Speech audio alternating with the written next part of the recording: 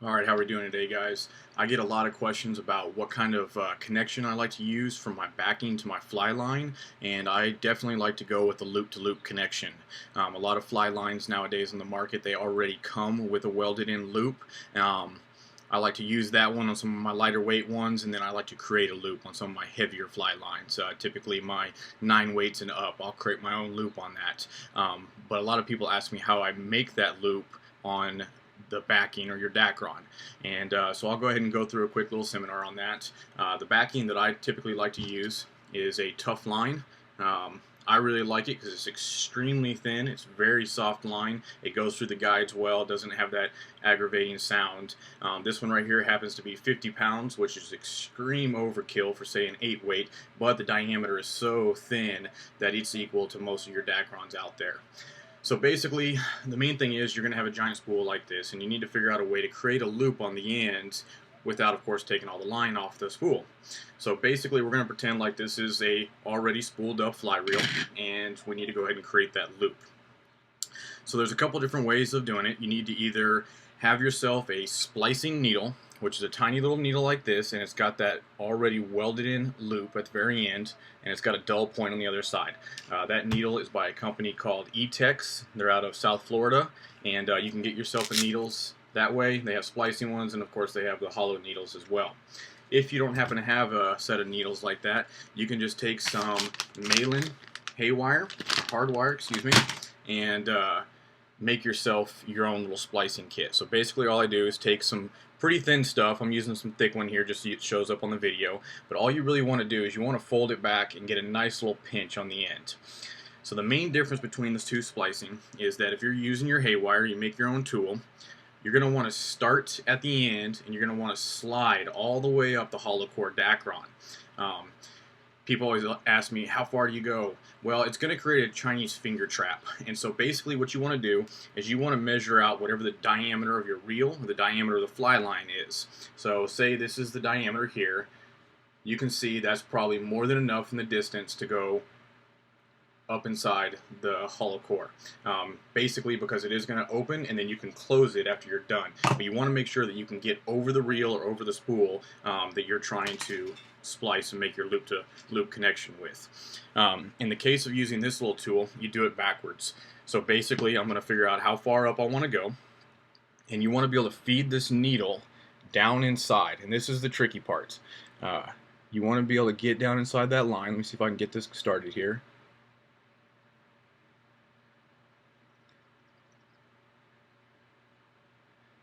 Very tricky sometimes. How about that? Alright, so basically what I'm doing now is I've got that needle and it's sliding inside that hollow core Dacron. And so basically I'm just going to continue to slide that needle all the way down. If it happens to jump out, say something like that, don't worry about it. Just back it up a little bit and start it again.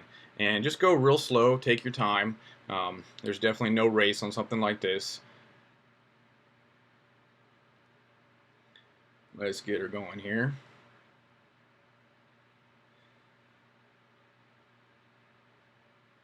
So if you're using your haywire tool, sorry I'm kind of blocking it with my hand there.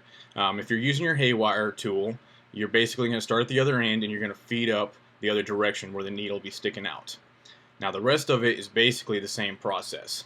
So now you've got a little loop coming up the end of your Dacron. So what you're going to want to do is you're going to want to take your Dacron, create yourself a little loop, and you're going to go through either the haywire, in this case the splicing needle, and I'm going to slide it all the way up so that it holds itself nice and tight. Now again, that loop that I'm holding, it doesn't have to be very large because the diameter of the loop is going to be determined by how much Dacron you have down below. So once I get that started, I'm basically going to want to continue feeding that Dacron all the way up over the top of that little piece of loop that I'm pulling through. And what's happening is the Dacron is turning itself inside out as it goes over the top of that Dacron.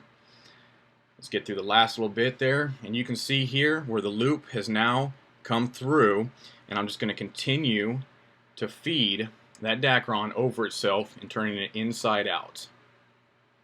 Once you get all the way to the end, you can see it's about to pinch out there. You can see where I have now turned it inside out. And at the other end here, I have got my loop. Now, of course, you're going to say, oh, that's not a very big loop to fit over a fly reel, but you're going to be able to slide it around. It already is strong enough. You can see I'm pulling on it here. It is already strong enough. It's not going anywhere. It's going to hold nice and tight, and it's because it creates that Chinese finger trap effect.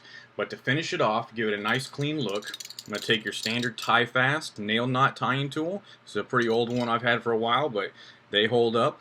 I'm going to lay that line down inside the tool so that it goes through that little gap on the bottom. And I like to use a pretty fine braid. So what I have here is Suffix 832 30-pound braided line. And I'm going to go ahead and lay it in the tool right next to the hollow core Dacron loop that I've made. Bring it down through the bottom of that notch. And I'm going to go ahead and make several wraps around the tool, just like tying your regular nail knot. If you've attached any type of leader to a fly line, or in the past maybe you've tied your backing straight to your fly line, it's the exact same technique and principle. So I like about 7 to 8 wraps because I'm going to lose 1 or 2 of them as I cinch this down, because you have to pull it down a little bit differently. So now that I've got the wraps made, I can't really show you that well, but I've got those wraps made on the tie fast there. I'm going to take the other end and I'm going to feed it underneath all those wraps that I created. Once I do that, I'm going to pull all the slack out. So you can see that it comes down tight. Once I do that, instead of just making a quick pull like you do with a fly line and getting it to bite on itself, I'm going to pinch both sides and I'm just going to pull it off. So now what I've done is I've created those loops and I can move them up and down on top of this Dacron. And I want to get it down here close to those little frays so that I can basically secure it. So I'm going to slide it down. Sorry, my hand is blocking the way there, guys. So I'm going to slide it down to the end there, and once I do that, I'm going to slowly pull on both sides of the braid and kind of tighten up that nail knot that I'm creating. And just go slow. It's going to look like it's falling apart on you, but I promise you it won't, as long as you go slow on it. And you can see there, it's tightening up, and just continue to pull. Now, of course, be careful when you pull on these. You know, braid does have a tendency to kind of dig into your hand as well. But you can see I've cinched it all the way down nice and tight there. Once I do that, I like to take a sharp pair of scissors, cut off the tag ends of the braid. One side, and let's go ahead and get the other side there. I did say sharp, right? Alright, there we go. So you can see you got a little bit of the fray left outside the Dacron. So basically all I do is I kind of pull that back, loosen that up so that I can trim it off.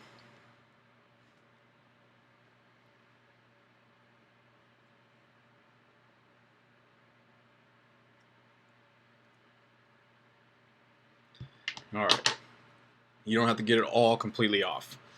So now that you've got your loop, you've secured it with a nail knot down at this end, I like to take a little bit of Zap-A-Gap. I'm sure everybody's familiar with this stuff. Get a better view of it. Green Zap-A-Gap there. And I'm just going to put a little dab over the top of that nail knot.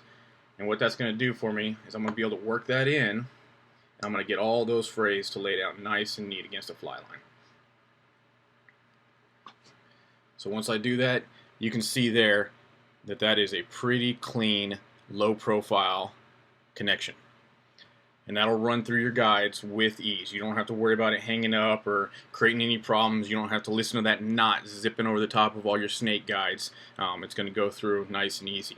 And of course, now you got your loop at the other end here. So the question is, how am I going to get my reel to fit through that tiny little loop? Basically, what you're going to want to do is you're going to take that line and just pull real slow, and you can see how it's scrunching up, and it opens up the loop for myself. So now I can go through whatever reel or whatever spool it may be, and whenever I'm done, before I cinch that nail knot down, I just slide that whole connection back up, and it goes right back to where it was. And now you've got a really nice, tight, streamlined connection all the way to your fly line. I really like this connection. I've switched all my fly rods or fly reels over to this. I've never had a problem with it failing on me, and knock on wood, right? And it's been holding up well for me. Alright guys, so this is the tip of the week. Stay tuned, and next week we'll get you another tip. I really appreciate it, and don't forget to subscribe. Thank you.